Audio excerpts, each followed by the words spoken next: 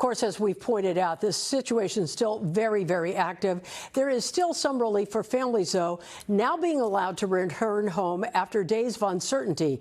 But as NBC4's Amber Frias reports, for many going home, that relief is still combined with some concern. I'm in Stanton, in one of the neighborhoods where evacuation orders have been lifted. It's still pretty quiet here. We are seeing more cars parked in driveways and also along the street, but still not too much activity. We did speak with a family this morning who was just returning from spending the last several nights in a hotel. They told us they're happy to be home, but still feel that anxiety about not knowing what may come next. It's weird. It's weird. It reminds me a little like the pandemic, you know, like having to just sit around, and then even the cops down there have some of the streets are still barricaded, and it doesn't feel right, you know. Rafael Cruz lives with his mother and two siblings. He says everyone except his mom was at work when evacuation orders were issued Friday morning. Cruz says his mom was so frightened she grabbed what she could, took their two dogs, and walked to a nearby park to wait for the rest of the family. He says the experience has left all of them feeling anxious, but despite that, he says life and financial responsibilities have to continue. We still got to pay rent, got to pay the bills.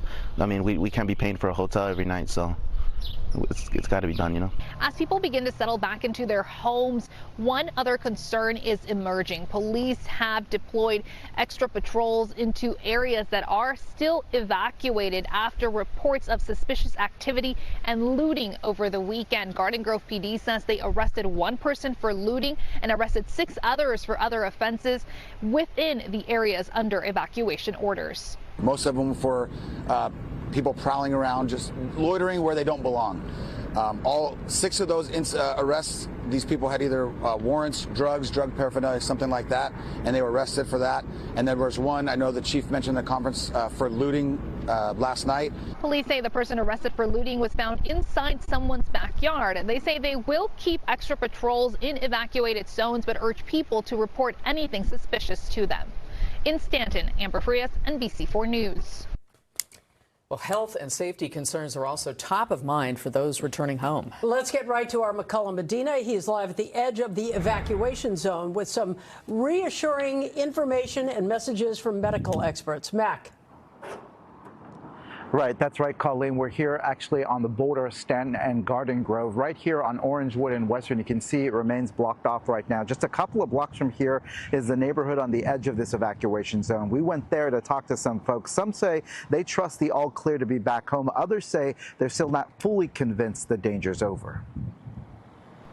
Welcome signs dot the neighborhood off Western Avenue, evacuated for 4 days during the crisis. The first full day back now, and neighbors say they're happy to be home, but not everyone is breathing easier. They say it's safe to be here, but I'm still worried there still could be like a chemical leakage, because they said the explosion, like I think they said something about the explosion being done, but it's just the fact that like the chemicals could still get into the air. Others say they are reassured. Are you worried about any health issues or no? I am not. Carlos Peña, who's lived in the neighborhood since 2019, says he is somewhere in between. If it were leaking, probably that's the only concern.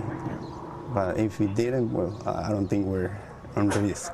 But Orange County's top health officials say residents can feel safe. When you go home, you can feel safe. There was no contamination. There were no fumes. There were no vapors that came from this incident. There was no leak. Officials say air monitoring has not detected any chemicals in the air during the entire incident, and they're continuing to monitor now. You should feel comfortable going home. Still, reassurance from officials doesn't completely ease their worries, especially since the crisis is not completely over. It's definitely rough, I would say.